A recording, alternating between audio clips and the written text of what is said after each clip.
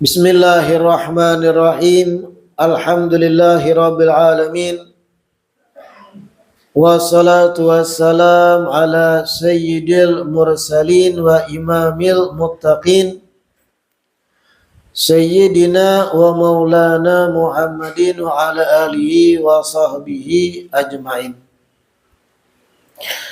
Alhamdulillah, segala puji kembali dan selalu terhatur kehadirat Allah yang masih memanjangkan umur, melimpahkan kesehatan, keafiatan pada kita seberataan, sehingga diperjumpakan lagi di majelis ilmu yang kita selalu berharap mudah-mudahan membawa kita pada kebaikan-kebaikan dunia dan akhirat. Amin ya rabbal alamin. Melanjutkan kitab Sabilul Iddikar. Wa qala alaihi salatu wassalam, innakum la tarawna sa'ata hatta tarawna qablaha 10 ayat. Awaluha tulu'u syamsi min maghribiha, thumma ad-dukhanu, thumma ad-dajjalu, thumma ad-dabbatu, thumma thalathatu khusuf, khasfun bil masyriq, wa khasfun bil maghrib, wa khasfun bi jaziratil Arab, wa khuruju Isa, wa khuruju Ya'juj wa Ma'juj, wa khuruju Ya'juj wa Ma'juj, wa yakunu akhiru dalik naran takhruju minal Yaman min qa'ri Adn. Rasulullah bersabda, innakum la tarawna sa'ata hatta tarawna qablaha 10 ayat. Ujar Rasulullah, sesungguhnya kalian kada bakal melihat kiamat dulu sampai kalian melihat dulu sebelum kiamat 10 tanda-tandanya. Buhan kita kada bakal melihat kiamat terjadi kecuali kita melihat dulu 10 tanda-tandanya. Artinya sebelum kiamat itu bujuran terjadi, ada 10 tanda-tanda besarnya sebelum terjadinya kiamat. Awaluha, yang pertama dari yang 10, tulu'us syamsi mim maghribiha, adalah terbitnya matahari dari barat.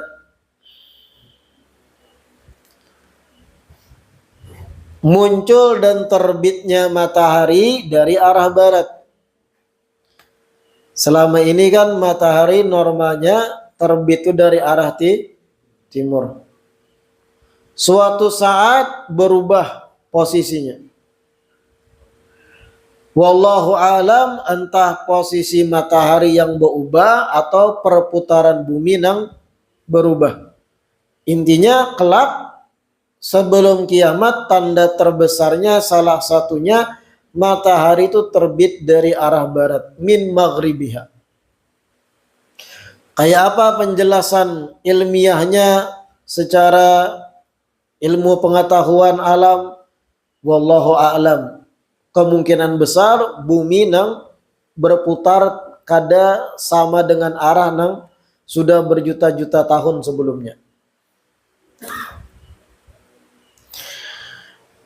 Tsumma dukhanu, kemudian tanda kiamat besar yang kedua, dukhan, asap kabut menyelimuti bumi. Lawas, kena ada asap kabut di mana-mana. Kadap matahari kada kelihatan, ad-dukhan. Tsumma dajjalu, Kemudian yang ketiga, keluarnya Dajjal. Tanda kiamat besar, kelak suatu saat keluar Dajjal. Maksud keluar Dajjal, selama ini Dajjal itu sudah ada, tapi terbelenggu. Ada riwayat hadits yang lumayan panjang. Salah seorang sahabat Nabi yang bernama Tamim bin Uwais radhiyallahu anhu arda. Tamim bin Uwais ad-Dari ini Sidin pernah naik kapal di lautan lepas, kemudian kehilangan arah kapalnya. Sehingga satu pulau, yang ternyata di pulau tersebut Tamim bin Uwais ini berjumpa dengan Dajjal yang dibelenggu. Sebelumnya bertamu dengan hewan melata yang muhanya tuh bulu sebukuan. Muhanya bulu, belakangnya bulu. Sampai kami kada tahu mana depan, mana belakang, ujar Tamim bin Uwais. Lalu masuk kepada satu tempat, di dalam situlah ia berjumpa Dajjal yang dibelenggu. Lalu ada beberapa dialog antara Dajjal dengan Tamim. Betakun Dajjal, bagaimana keadaan negeri A, negeri B? Dijawab oleh Tamim. Ujar Dajjal, itu tanda aku parak lagi keluar.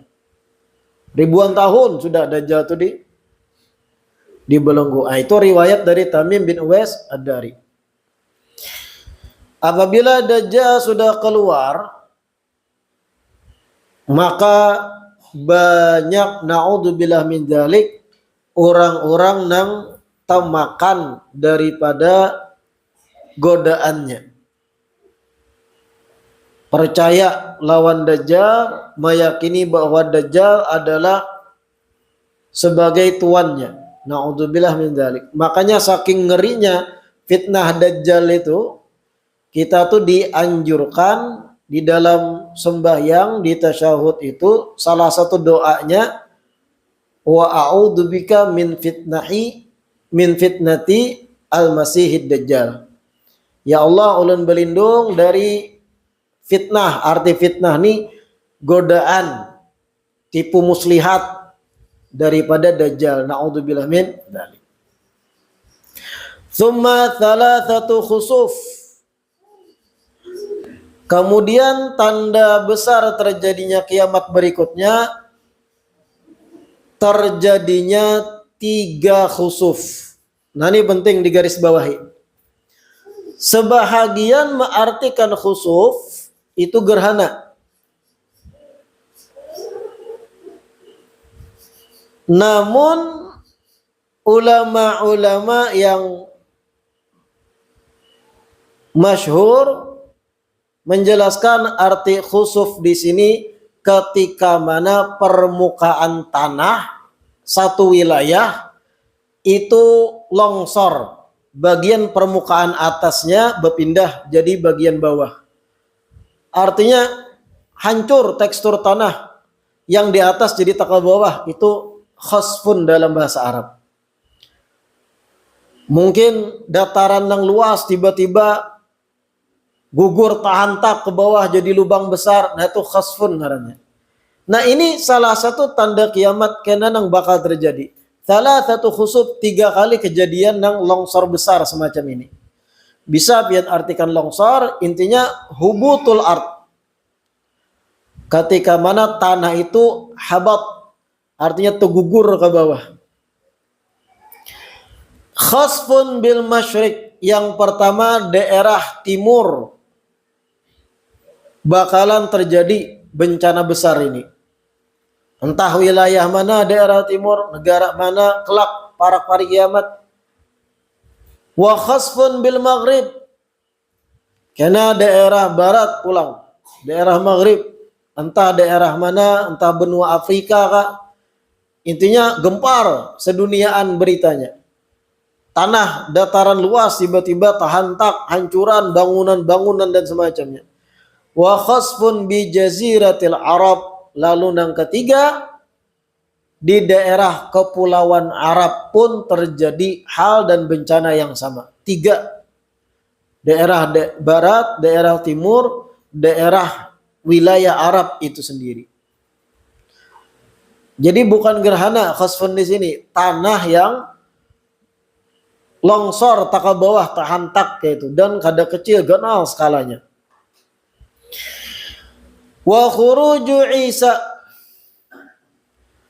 kemudian tanda besar hari kiamat yang terjadi berikutnya, keluarnya Nabi Isa.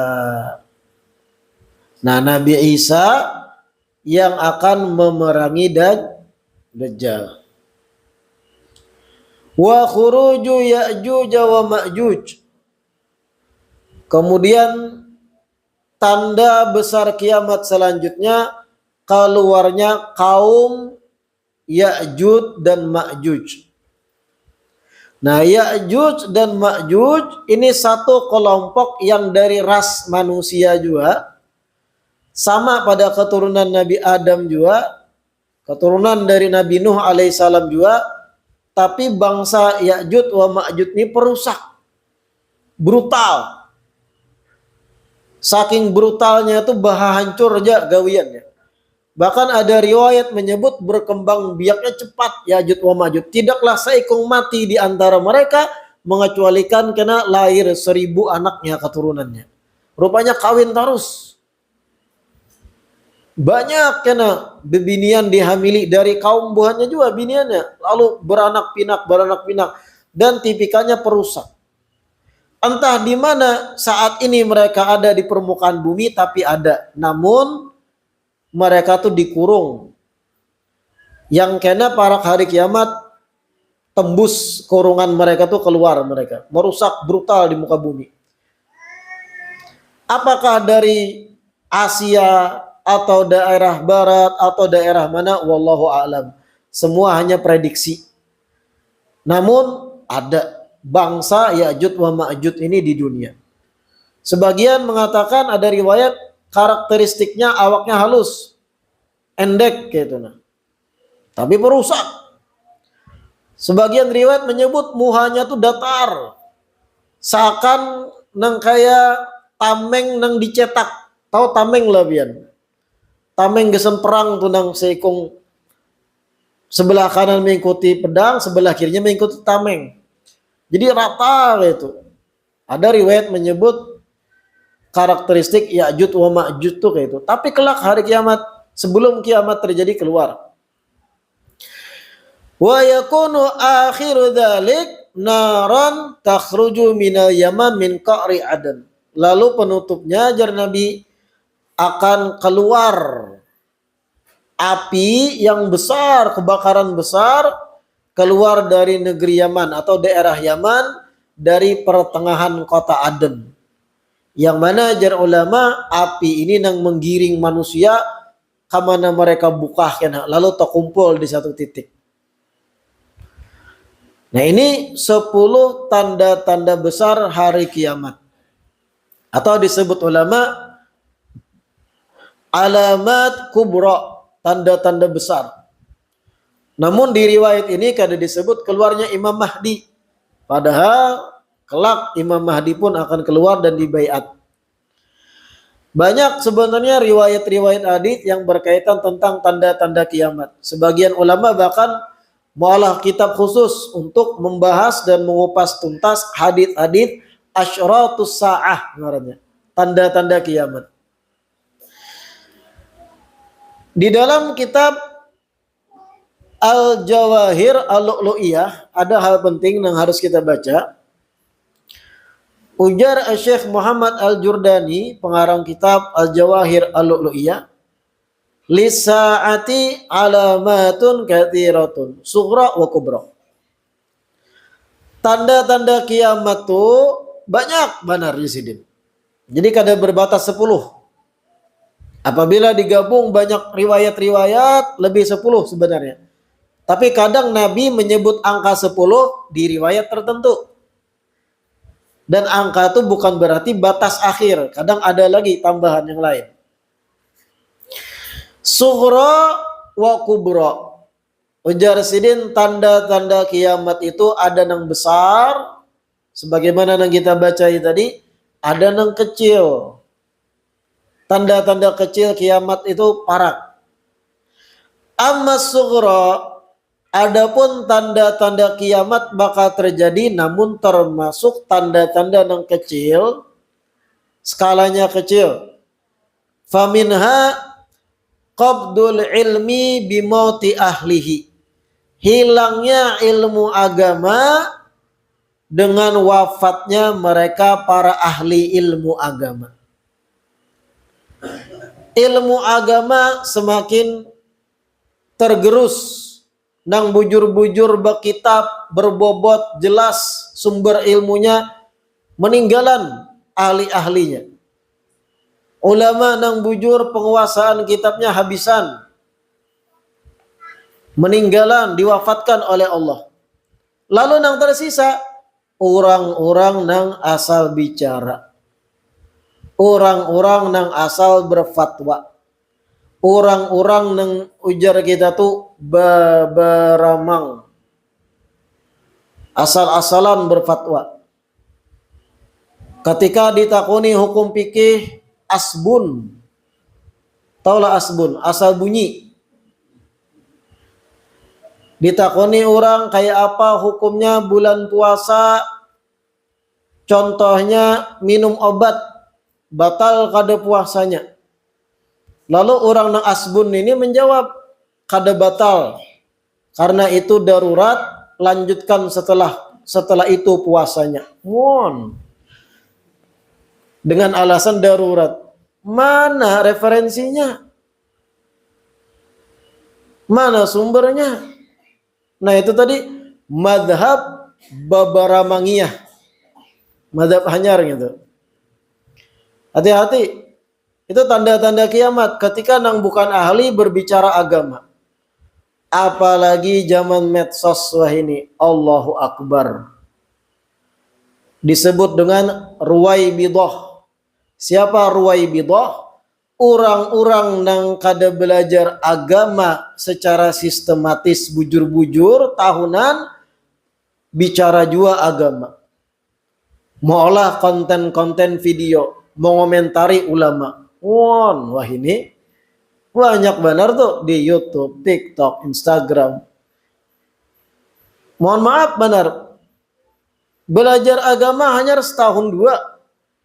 Itu pun kada sistematis. Nang maksud ulun sistematis itu bertahap. Belajar nahu, sorob, naik level berikutnya. Kitab nahunya kada sebuting dari nang tipis, nang lumayan tebal sampai tebal. Penguasaan sorobnya paham, hafal inya. Tasrifan, perubahan kata, mengerti antara perbedaan tafa'ala, infa'ala, istaf'ala, tahu ma'ani. Itu orang nang bujur-bujur menuntut ilmu sistematis. Iya kada setahun dua belajar duduk di kajian-kajian wara, kadang-kadang buka Google, lalu bicara agama juga, bahkan mengomentari ulama-ulama. Ulama nang mengadakan maulid bid'ah, bepandir juga inya. Disuguhi orang kitab gundul, kada penting belajar kitab gundul jinya. Kalau bisa terjemahannya aja. Dikiranya semudah itu menerjemahkan bahasa Arab tuh. Kadang kayak bahasa Inggris, bahasa Arab tuh. Kadang satu kata tuh mengandung banyak makna loh. Kadang kau beberamang. Nah itu madhab Babaramangiyah pulang. Ruwaibidah disebut. Orang nang kada belajar bujur agama tapi bicara seakan pakarnya. Mengomentari para kiai nang bujur-bujur paten ilmunya. Disambat sesat, salah, bid'ah dan yang lain. Ini bahaya. Dan ini tanda-tanda kiamat kecil. Para ahli meninggalan, tersisa orang-orang nang kada belajar menuntung tapi modal nekat, modal wani bepandir. Lalu beberamang, mempatwakan, menyesat-nyesatkan orang. Bahkan kadang malah konten ditampilakannya dulu video kiai atau ulama atau habaib bepandir, lalu inya mengomentari. Jaka duduk langsung berhadapan, nganga tupang, nah disurungi kiainya baca kitab nih kan bisa lah. Tapi nya malah konten, ambilnya video kiai ceramah, lalu inya berkomentar setelahnya. Nah inilah salah satu tanda kiamat tadi. nang bujur ulama meninggalan, tersisa orang-orang nang ngulama. Ngulama artinya ulama-ulamaan. Baca kitab gundul kada bisa. Wah, kada penting kitab gundul. Kada penting belajar kitab gundul. Sekarang ilmu agama ini sumbernya adalah bahasa Arab. Dan bahasa Arab itu kitab-kitab nang isinya bujur ilmu agama berataan tuh kebanyakan kada baharokat, gundul berataan. Wah, kada penting ya, yang penting terjemahnya. Kada kawa. Terjemahan kadang salah. Tuh kitab kuning nang bian ingkuti itu, nang ada terjemahannya. Banyak lu lihat nang tasalah, tersilap dalam menerjemahkan. Cuma bagus saja, yang penting pian umpati di majelis. Jadi tahu, oh ini yang tersalah terjemahannya. Kadang ada berapa cetakan pun salah, keliru. Makanya harus ada perbandingan dengan naskah yang lain. Nah, ini tanda kiamat yang kecil pertama. Ujar Syekh Muhammad Al-Jurdani. Apa tadi? Qabdul ilmi bimauti ahli. Hilangnya ilmu, tergerusnya bujur ilmu agama dengan meninggalnya para ahlinya. Kedua, wakathratuz zalazil. Terjadinya banyak di sana sini gempa-gempa. Gempa bumi terjadi di banyak tempat. Salah satu tanda kiamat juga yang kecil. Wal fitan, fitnah-fitnah, perang-perang skala kecil, pembunuhan-pembunuhan, penculikan, mutilasi dan sebagainya banyak terjadi di sana sini. Tanda kiamat kecil juga. Bahkan kalau kita membaca berita online khususnya, wah ini tiada hari atau tiada minggu berlalu kecuali ada berita pembunuhan. Iyalah. Nah, ini kathratul fitan. Tidaklah berlalu satu pekan pun kecuali ada berita orang berbunuhan, batimpasan lah, atau perampokan lah, atau mati bakalahian lah. Naudzubillah min dzalik. Wa zina ay kathratuz zina. Salah satu tanda kiamat kecil berikutnya, banyaknya praktek zina terjadi di sana sini. Ini bukan rahasia lagi dah. Bahkan jadi profesi ini perzinahan. Naudzubillah min. Jadi profesi, bayangkan. Bebinian yang memang melacurkan tubuhnya. Yang mereka itu bahasa ini itu open BO. Apalagi dengan adanya internet, bisa memesan via online. Di mana pian pesan, di situ kami datang. Oh. Bahkan kadang dalam transaksinya ada diskon. Macam-macam, naudzubillah min dzalik. Mencari apa? Mencari daya tarik agar inya payu. Ngeri ini. Penginapan-penginapan kecil, nang ampun penginapannya kekurang iman, kerjasama inya dengan mereka-mereka nang melacurkan diri tadi. Naudzubillah min dzalik. Mereka-mereka nang lalakian-lalakian nang kerjanya kadang menetap satu tempat, pindah-pindah kemana-mana, kadang tergoda dengan hal semacam ini. Lintuhut hibah, kapala raum, bini jauh. Ini mau kena nih. Amun kada kuat-kuat iman, bahaya benar. Kakawanan kena nang membawai, nah nih nomornya. Ada diskonnya tuh aja. Bagi pengguna pertama 50%. La haula wala quwata illa billah. Kathratu zina. Bahkan akhir zaman zina tuh bukan cuma antar lawan jenis ini. Mohon maaf benar. Lelaki-lelaki kemayu. Paham lah yang lelaki kemayu? Kadang melacurkan diri juga loh. Ada juga praktek itu. Ada sumber validnya kami dapat.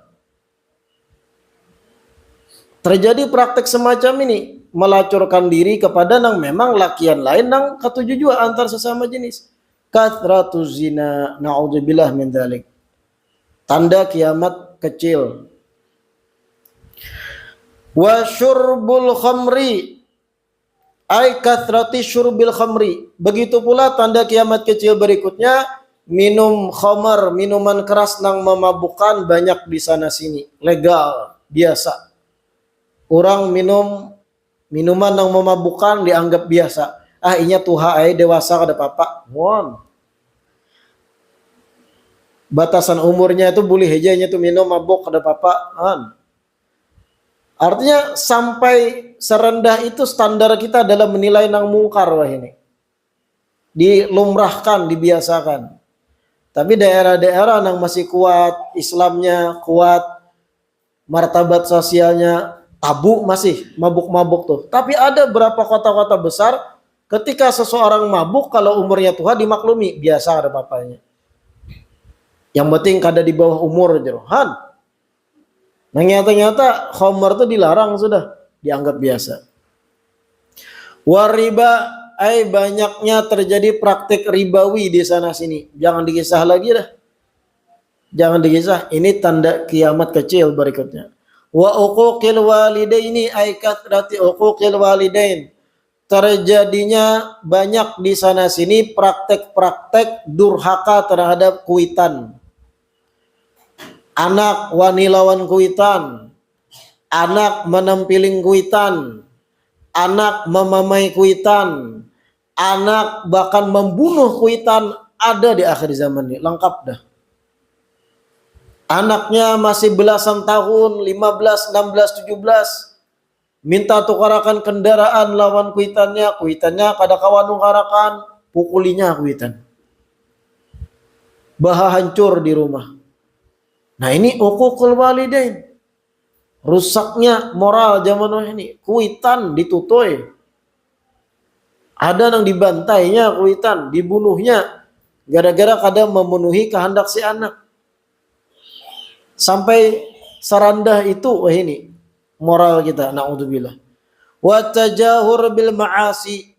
Kemudian tanda kiamat kecil berikutnya, maksiat digawi di sana sini terang-terangan. Orang bermaksiat kedesupan lagi. Nang nyata-nyata tuh melanggar aturan Allah Ta'ala, haram. Kedesupan lagi orang menggawi. Kayak apa contohnya? Banyak maksiat nang digawi itu orang kedesupan lagi. Pacaran. Lakian binian ini belum halal. Kada boleh bersentuhan. Berjalanan berdua kasana kamari. Nang kuitannya kada apa-apa. Kada apa-apa. Anaknya nang binian diambili orang berjalanan. Kada apa-apa.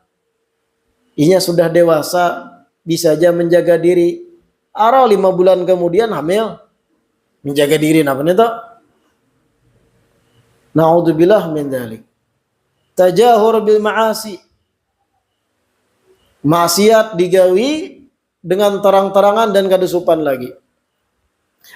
Wa ida'atus shalah. Kemudian tanda kiamat kecil berikutnya, banyak orang-orang menelantarkan kewajiban sholat. Ada loh manusia itu di akhir zaman, inya beranggapan Allah itu butuh dengan sembahyangnya. Allah itu dianggapnya berhajat atau membutuhkan dengan sholatnya. Ada pemikiran kayak ini. Sampainya mu'ala ancaman kepada Allah. Ya Allah, amun pian lancarakan rezeki ulun sembahyang ya kena. Ada manusia yang gitu tuh. Jadi seakan-akan Allah tuh diancamnya. Amun rezeki ulun pian lancarkan berhasil gawe ulun sembahyang ya ulun kena. Amun kada juga. Model nang membutuhkan sembahyang tuh Allah, ikam nang membutuhkan kewajiban ikam. Untuk ikam juga kebaikan ikam, maslahat ikam. Dan kalau ikam menelantarkan sedangkan ikam akil balik, ikam juga nang sakitnya kan di akhirat. Hidup di dunia ikam hancur kan. Ma'isyah ikam terbengkalai gara-gara ikam menelantarkan kewajiban yang paling utama. Ada aja nang, ya Allah amun pian kada lancarkan rezeki lu kada sembahyang. Amun lancar sembahyang ayo ulun kena. Seakan Allah tuh butuh dengan sembahyangnya. Jangan salah paham pian. Allah kada bahajat, kada butuh, kada tergantung dengan sholat dan sembahyang kita. Itu kita yang tergantung dan butuh dengan sholat kita. Jangan malah lain. Ida'atus sholah. Tanda kiamat kecil menelantarkan sholat. Wal amanah ay idha'atul amanah. Amanah yang dipercayakan dibuang dan disia-siakan atau dikhianati. Nah itu tanda kiamat kecil juga. Orang-orang kada lagi amanah dengan apa yang diamanahi. Dititipkan barang amanah, dipakainya barang tadi. Dititipkan jabatan oleh rakyat, dikhianati rakyat. Proyek-proyek untuk masyarakat kemaslahatan dikorting, dipotong, masuk kantong pribadi. Idha'atul amanah tuh ngarannya. Lamun dikisah ini panjang. Masalah tentang praktek-praktek idha'atul amanah nih, macam-macam. Wa ta'tilul hudud, dan kemudian tanda kiamat kecil berikutnya, hukum had kada lagi diterapkan. Apa hukum had itu? Hukum syariat Islam. Siapa orang contohnya yang berzina, dan yang berzina ini belum pernah menikah sebelumnya, maka hukum hadnya 100 kali dicambuk dan ditaghrib. Apa taghrib? Diasingkan dari tempat asalnya selama 1 tahun. Nah, itu hukum had. Apabila yang berzina ini sudah pernah menikah dan merasakan hubungan badan secara sah sebelumnya, namun berzina pulang, kemudian ada 4 saksi atau pelakunya mengaku seorang, maka hukum hadnya dirajam. Seberataan awak ditanam di tanah, tersisa kepala, lalu dilempar dengan bebatuan nang sedang kada gana kada halus. Kenapa kada gana? Kalau gana sekali timbai langsung mati, kalau halus ditimbai rancak lambat matinya. Lalu dengan batu yang sedang. Nah itu hukum had. Siapa orang mencuri barang orang lain dengan kadar nilai tertentu, potong tangannya. Namun masih potong batis sebelahnya. Masih potong tangan sebelahnya. Masih batis sebelahnya. Hukum had. Nah ini tanda kiamat, orang kada lagi memperlakukan hukum had. Kada lagi menerapkan hukum had.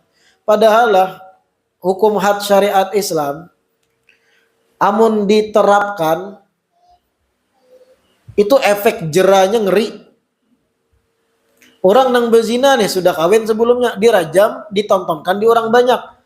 Adalah nang wani masih berzina, melihat nang kapala tersisa ditawaki batu tuh. Yang dihad tadi dosanya habis, yang menonton dapat pelajaran. Atau dicambuk 100 kali. Jangan pian kira, oh cambuk tuh nyaman aja ih. Sini lo nyambuknya nah. Sekali aja. Taku ya kulit belakang tuh sekali ya balik 100. Bebelar bebakas sampai ke mati di awak. Seandainya had itu diterapkan, nang mencuntan ada hukum hadnya. Kada uyuh-uyuh memenjarakan lagi kita. Jarak pelaku-pelakunya itu. Kemudian yang berikutnya, tanda kecil kiamat itu waqillatul amri bil ma'ruf wa nahyi anil munkar. Bertambah sedikitnya atau menjadi sedikit orang-orang yang memerintahkan kebaikan dan mencegah kemungkaran. Ketika mana manusia itu lebih mementingkan diri pribadinya aja. Nafsi-nafsi. Aku, ikam-ikam. Sehingga kadada lagi nang menghimbau kebaikan. Kadada lagi nang berani menyuarakan, mari kita berbuat amal kebaikan. Hadis Nabi kayak ini, mari kita beramal soleh. Yang dakwah kadada lagi. Yang benahi mungkar kadada juga. Ini haram, ini kada boleh, ancamannya begini. Masing-masing mikirkan dirinya masing-masing. Ini tanda kiamat kecil juga. Kada wani menyuarakan yang baik kita. Kada usah jauh-jauh, skala pertemanan aja nih. Pian nih bisi kawan, begaul, kadang dudukan malam, begadangan lawan kawan, sampai sembahyang subuh waktu masuk, kada beguringan. Kita nang paham agama, kita sembahyang sorangan. Kalau pang bocap, sembayangan yuk. Itu karena amar bima'ruf tuh. Membawain yang lain. Atau pian di toko pian, bisi karyawan. Bawai, ayo sembayangan, masuk waktu dah. Kadang nampung toko aja mengelunyurnya sembahyang. Padahal pegawainya ini muslim beratan. Kada suruhnya sembahyang. Ini qillatul amr bil ma'ruf. Rasa supan membawain yang lain berbuat kebaikan. Karena ulun dikira orang ustadz. Kada kayak itu. Itu memang bagian tanasuh, saling menasehati. Bawai, yuk sembayangan, adzan sudah, yuk sembayangan. Kalau memang tokonya penjaganya bertiga, berdua bawai, seikung jaga dulu. Batuntung berdua sembayang, ganti pulang nang tersisa tadi nang belum sembayang. Amar bil ma'ruf. Skala kecil. Atau tadi nongkrong lawan kawan di kafe-kafe sampai waktu sembahyang, aku sumat ke WC pada sembahyang. Bepada sembahyangnya supan bepada ke WC. Coba pada kawan, aku sembahyang dulu lah, aku muslim. Bani kampung kada sembahyang kah? Amar ma'ruf tuh. Tapi baratnya diilat bepandir gitu ini. Rasa supan menyampaikan, padahal ini bagian yang baik benar. Kalau pian kayak itu terus, mikirakan diri pian seorang hendak selamat, tanda kiamat kecil. Benahi mungkar gin, supan. Ini nyata-nyata di hadapannya perbuatan kada baik.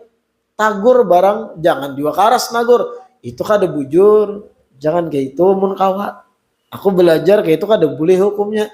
Itu nahi mungkar ngarannya. Wah ini supan bocap ya itu. Karena aku dibully kawan, disambat piragah alim, takutan berdahulu. Jangan gara-gara itu lalu kada hendak berbuat kebaikan. Wa i'radul akabiri anil adan wa tarkuhu lis-safalah. Termasuk tanda kiamat kecil, ujar Syekh Muhammad Al-Jurdani dalam kitab Sidin Al-Jawahir Al-Lu'lu'iyah, i'radul akabir anil adan. Orang-orang yang menjadi tokoh besar, tokoh-tokoh ulama besar, kada mau lagi mengumandangkan adzan. Malah tarkuhu lisafalah. Menyuruh orang-orang lain yang kada berilmu untuk adzan. Ternyata ini tanda kiamat kecil juga. Sementang seorang alim, banyak murid, tokoh, terkenal, masyhur dah. Ketika sholat berjamaah, entah di satu acara, di masjid, musola, kada mau lagi adzan. Bukan gara-gara alasan suara kada baik, kada. Tapi memang adzan ini gesan bebuhan nang jagin nang krocok-krocok. Nang orang-orang hanya hijrah aja suruh adzan. Aku ini tokoh nah. Tuan guru gana kada perlu lagi adzan. Itu tugas nang bubuhan nang kecil-kecil. Ini tanda kiamat sekalinya. Ketika mana orang-orang besar, tokoh-tokoh nih, kada mau lagi adzan. Merasa adzan itu menurunkan atau merendahkan derajatnya. Adzan itu tugas bubuhan nang kerocok-kerocok. Aku ini tugas berdoa. Aku tugas ceramah. Alasannya karena dianggap adzan itu tugas orang-orang kecil aja. Ini tanda kiamat. Lain hanya kalau alasannya sadar diri, suara kada baik. Makanya ulah namun adzan kada baik suara. Sarik orang apa? Cari panggilan lain adzan tuh. Cempreng suara sidin. Itu alasannya bukan karena takutan rendah derajat menjadi muadzin, tapi karena memang suara kada pas untuk adzan. Orang yang tadinya semangat dah kelanggar, dah bulikin. Bukan itu alasannya dibenarkan juga cari nang suara nang terbaik. Karena mengajak sifatnya adzan itu, ajakan tuh harus nyaman, bagus. Tapi kalau alasan kada anak adzannya karena dianggap adzan itu tugas orang kecil, lalu ia merasa sombong, aku tuan guru kada perlu adzan lagi, tanda kiamat kecil ini. Ulun ingat ketika almarhum Habib Mundir Al-Musawa di Jakarta masih hidup, pimpinan Majelis Rasulullah, Habib Umar bin Hafid, guru kami datang ke Indonesia, itu di tengah puluhan ribu jamaah, salat berjamaah waktu itu. Habib Umar menyuruh Habib Mundir untuk adzan. Di tengah puluhan ribu jamaah. Adzan. Adzan Habib Mundir. Supaya menunjukkan pada umat sebesar apapun kita, setokoh apapun kita, semasyhur apapun kita, sebanyak apapun murid kita, jangan menganggap adzan tugas orang kecil. Adzan sidin masih ada tuh dokumentasinya. Nah, itu memang para ulama paham. Jangan sampai orang-orang yang sudah besar merasa risih untuk adzan. Padahal adzan tugas mulia. Ini yang ditugaskan adzan bukan ikam aja no. Santri-santri hanya lulus. Aku ini tuan guru dong, murid banyak. Nah, bahaya nang itu. I'radul akabir anil adzan. Orang-orang besar berpaling ke mau adzan, wa tarkuhu lisafalah. Kemudian dibiarkan orang-orang bodoh, orang-orang rendahan yang disuruh adzan gitu. Nah, ini ujar Syekh Muhammad Al-Jurdani, tanda-tanda kiamat kecil. Mudah-mudahan yang kita baca hari ini bermanfaat. Mudah-mudahan diistiqamahkan, duduk belajar di majelis ilmu sehingga dapat pencerahan-pencerahan yang mudah-mudahan jadi sebab kita selamat dunia dan akhirat. Amin ya rabbal alamin. Wallahu a'lam.